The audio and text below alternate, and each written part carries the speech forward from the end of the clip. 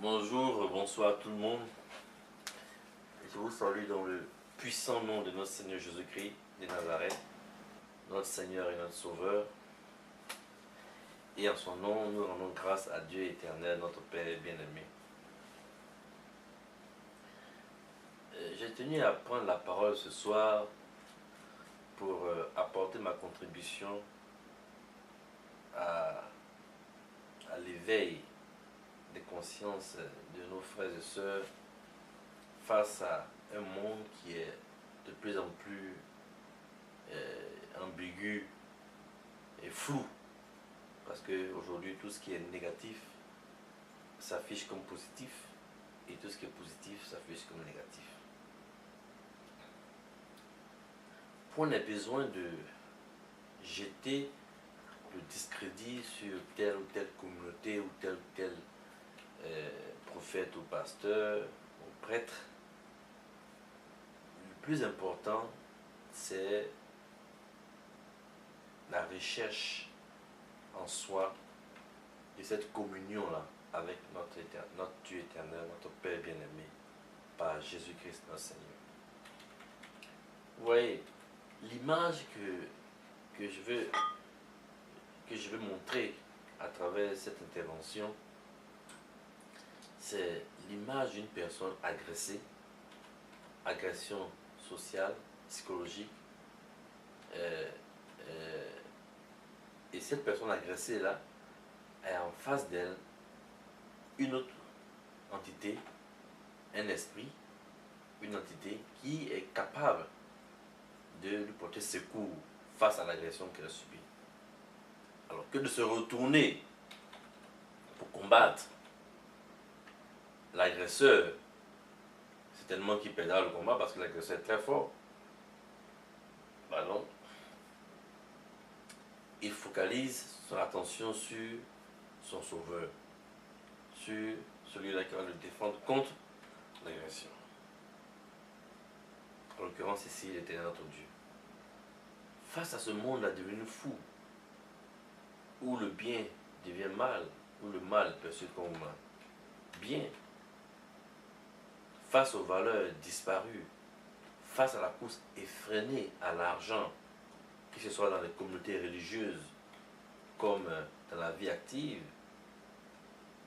nous devons tout le temps nous focaliser sur l'Éternel notre Dieu qui nous est présenté à travers les Saintes Écritures, qui nous est présenté à travers le Christ, la parole vivante de Dieu faite chair.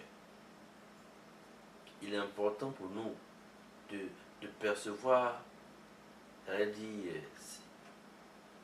la boussole de notre vie, qui est le Christ. Lui accorder un instant de notre vie, chaque jour que Dieu fait. Il dit dans la Bible que Daniel et ses amis priaient 3 fois par jour. Ils donnaient un temps à l'Éternel. Il faut donner un temps à Dieu. Cela est très important. Nous avons nos activités terrestres, cela est vrai, mais nous devons essentiellement donner un temps à Dieu. Parce que les choses d'ici-bas, vous savez, bien au-delà même de la mort, de la disparition physique, mais au niveau même de la vie sociale, nous nous rendons compte que selon les époques, les choses que nous faisons changent. Ouais, donc ces choses-là, si elles changent, elles sont donc éphémères, elles ne durent pas. Le plus important, c'est ce que nous ferons qui va durer pour toujours. Et cette relation avec le Père éternel. Lorsque nous perdons l'enveloppe charnelle, que nous appelons donc mort, nous devons être à même de relever la tête devant le Père Tout-Puissant. Parce que de notre vivant, nous lui avons consacré un moment de notre existence. Nous avons écouté sa parole, nous l'avons mise en pratique, nous sommes attelés à lui donner l'importance qu'il doit avoir dans nos cœurs. Nous devons aimer notre prochain comme nous-mêmes. Nous devons cesser d'avoir peur. Parce que le Christ, notre Seigneur, est celui-là qui nous défend contre les agressions physiques et métaphysiques. à nos frères, les chrétiens, les chrétiennes, qui aiment bien à se vautrer, j'allais dire, dans les tenues ou dans les bonnes grâces de les bergers qui sont les pasteurs ou les bishops et autres, j'ai dit à ceux-là, faites attention à vous. Le plus important n'est pas le bishop, ni le pasteur, ni le prêtre. Le plus important, c'est l'Éternel, notre Dieu. Le Dieu éternel, c'est celui-là le plus important. Le Dieu de nos pères, le Dieu qu'a annoncé le Christ.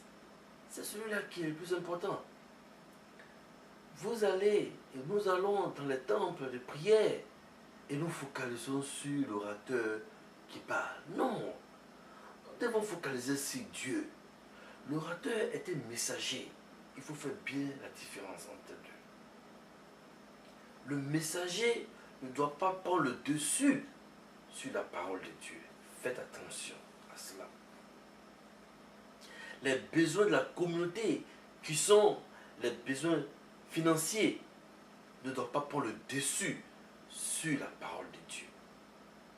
Ne consacrons pas 80 ou bien 90 minutes du temps de prière à inciter les fidèles à déposer l'argent dans la quête. N'est-ce pas? Il a utilisé 30% pour faire des prières. Oui. Ceux-là qui en vérité se consacrent à l'Éternel voient leur œuvre bénie par Dieu et les font suivre. Les fonds, on ne force pas les fonds. Les fonds sont donnés par Dieu. Il ne faut pas forcer la main de qui que ce soit. C'est Dieu lui-même qui s'occupe de son propre temple. Le temple de Dieu, comme l'a dit Jérémie, a été détruit, mais il habite dans le cœur de chacun d'entre nous. Oui, c'est le cœur de l'homme qui est le plus important. Sa disposition vis-à-vis de Dieu, l'amour de son prochain, l'envie de faire ce qui est juste et bon, l'envie de rester loin de la nuisance des autres. C'est ça qui est le plus important. Donc, les choses humaines et matérielles, qui sont certes, d'un point de vue humain, importantes, ne sont pas des choses utiles et essentielles. Elles sont des choses secondaires. Le Christ lui-même prêchait en plein air. Cela ne veut pas dire qu'avoir un temple est mauvais, non. Mais qu'il faut savoir que le temple ne doit pas se substituer à la parole de Dieu pour le peuple de Dieu. Le plus important, c'est le peuple de Dieu. Prenez du temps pour mes brebis. Enseignez ma parole afin qu'ils sachent qui je suis. Le Seigneur Dieu préfère un peuple qui lui obéit et qui le sait en vérité, qui dort sous des tentes, qu'un peuple qui est mesquin, un peuple qui est menteur et hypocrite, qui a conçu un temple en or pour lui, où ils vont soi-disant le prier. Dieu n'est pas dans le mensonge, il est dans la vérité. Or, la vérité vient du cœur. Donc, mes frères, mes soeurs, il faut vous focaliser en toute chose sur l'Éternel. Il faut donner du temps à Dieu. Et il ne faut pas vous focaliser sur les choses de la vie. Ni sur ceux qui sont prétendus vous servir, que vous servez maintenant, justement les prêtres, les religieux, les bishops, qui sont ceux-là qui doivent vous servir. Le Christ a dit, je suis le plus grand ici, mais pourtant je suis comme le plus petit. Mais vous voyez que ces gens sont devenus comme des demi-dieux, entre guillemets. Non, ils doivent vous servir. Il y a des chrétiens qui ne jurent que par des prophètes. Non, jurent que par Dieu. Priez l'Éternel. Ayez confiance en vos prières, car Dieu écoute vos prières. Vos prières ne sont pas moins importantes que celles de le guide.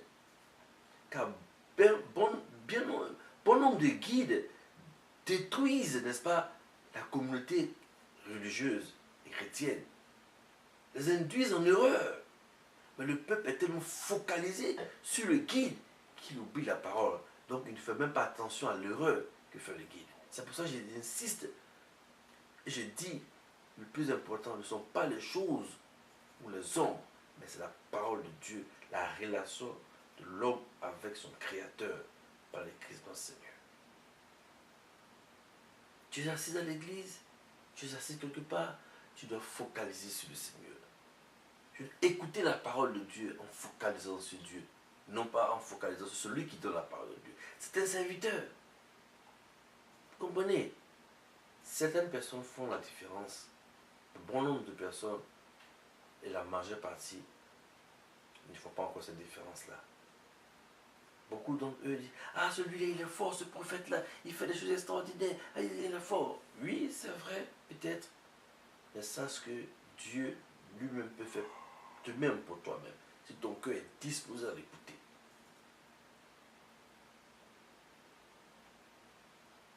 Il faut focaliser sur l'éternel, la boussole de notre vie, le Christ, qui nous guide vers le Père. Très important. Les choses matérielles.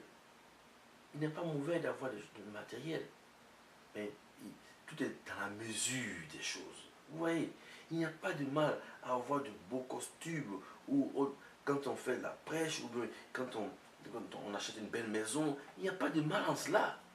Et un homme a travaillé dur, il s'est payé une grande maison, cela n'est pas mauvais en soi. Cela n'est pas mauvais. Tout est dans la mesure. Quand tu fais de cette maison-là, elle dit l'essence de ta vie, alors il y a problème. Car celui qui pourvoit tes besoins, qui est l'Éternel ton Dieu, c'est celui-là qui doit être l'essence de ta vie. Tu dois jouir du bien que tu as, mais tu dois glorifier l'Éternel pour ce qu'il t'a donné.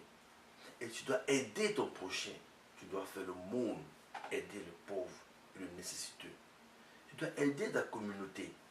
Oui, ce n'est pas les pasteurs ou les prêtres qui doivent, par des cultes ou des homélies, inciter le peuple à donner de l'argent. Donner. Non. Non. C'est le peuple qui doit faire un don à sa communauté pour qu'elle vive. Et si le message est véhiculé de manière correcte, pour que le peuple comprenne, les brebis sachent que le berger a besoin de leur soutien, alors cela se fera de soi.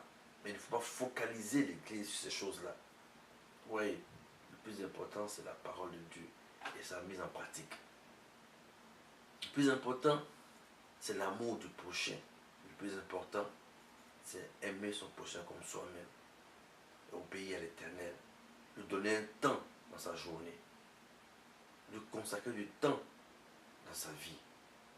Lui parler, lui adresser ses supplications, lui adresser ses joies et ses peines. Oui, c'est ce qui est le plus important. Mon message ici, ce soir, c'est de vous dire de ne pas attacher de l'importance à ces choses-là physiques-là, ou à cette personne même qui vous dirige. Et je crois que bon nombre eux ont l'Esprit de Dieu. Mais quoi qu'ils aient l'Esprit de Dieu, ce n'est pas eux que vous suivez. Vous suivez le message qu'ils transmettent, le Dieu éternel. Le Christ est venu, il a dit, quiconque demande quelque chose à mon nom, mon Père l'obtiendra. Donc il faut croire cela. Il n'a pas dit, il faut dire par telle ou telle personne. Quiconque demande à mon nom l'obtiendra.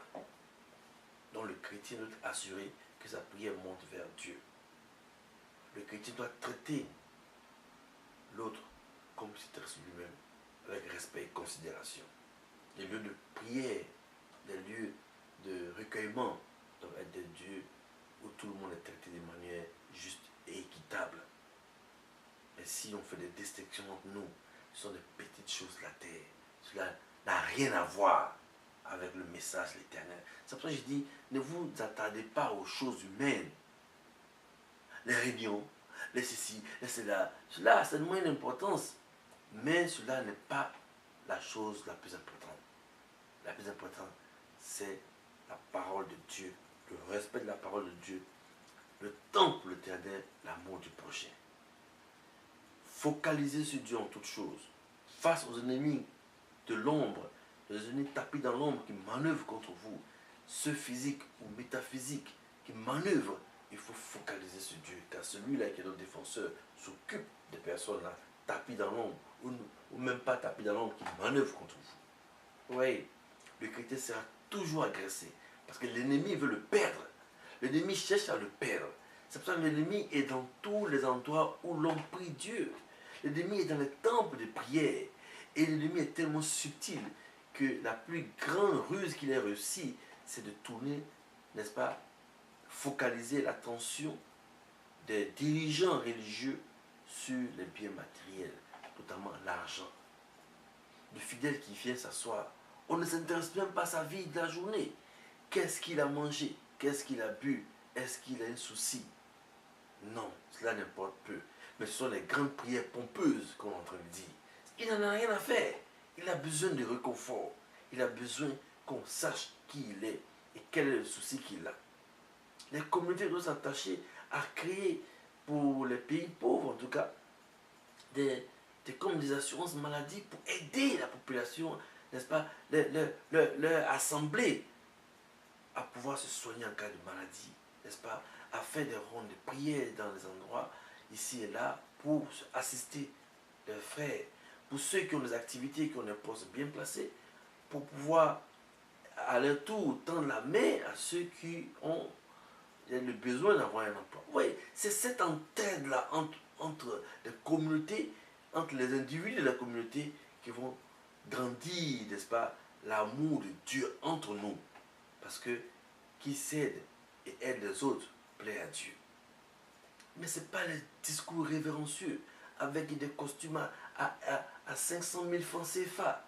Oui, un costume à 500 000 francs CFA en lui-même n'est pas mauvais. Mais est-ce qu'un homme de Dieu a besoin de porter cela pour plaire à Dieu? Tous les grands prophètes que nous avons vus ici, non, on était très simple. Depuis Moïse, Élie, Jean-Baptiste, personne n'était plus grand. Et le Christ a dit, parmi tous les prophètes, le plus grand, c'est Jean-Baptiste. Il avait été tenu en peau d'animal sur le corps. Et cet argent-là, s'il a payé pour 500 000 francs, il a payé une tenue de 100 000 francs et 400 000 francs, n'est-ce pas, pour, il avait dit, consolider l'union entre les individus de sa communauté. Pour ceux qui n'ont pas d'emploi, pour ceux qui sont malades, n'est-ce pas, créer des systèmes pour aider ces personnes-là, c'est là encore mieux. Oui, de manière concrète, le chrétien, le peuple de Dieu doit sentir que ceux qui sont au devant, donc les dirigeants, sont en train d'œuvrer pour leur bien-être et Dieu bénit cela et cela prospère. Mais aujourd'hui, on voit que tout le monde regarde le dirigeant. Non, c'est pas lui qu'il faut regarder. Peuple de Dieu, ne vous focalisez pas sur les dirigeants. Il en a de bon, il en a beaucoup de mauvais, mais ne vous focalisez pas sur eux. Focalisez-vous sur l'éternel notre Dieu. C'est ce qui est le plus important. Priez Dieu, donnez-lui du temps. Priez l'éternel notre Dieu. Faites tout pour lui plaire en toutes choses. Répétez encore et encore ce que vous avez, ce dont vous avez besoin. Priez Dieu. Il finira pour vous l'accorder. Créez une relation intime entre vous l'éternel. Priez et croyez que votre prière est entendue. Même si vous ne le voyez pas, vous n'entendez pas. Il est là. Aimez Dieu de tout votre cœur et servez-le en vérité. Et vous verrez comment votre vie changera. Et ne vous focalisez surtout pas sur les biens matériels et sur les dirigeants. Non. Non, ne faites pas cela. Mais focalisez-vous sur le Père bien-aimé par Christ notre Seigneur.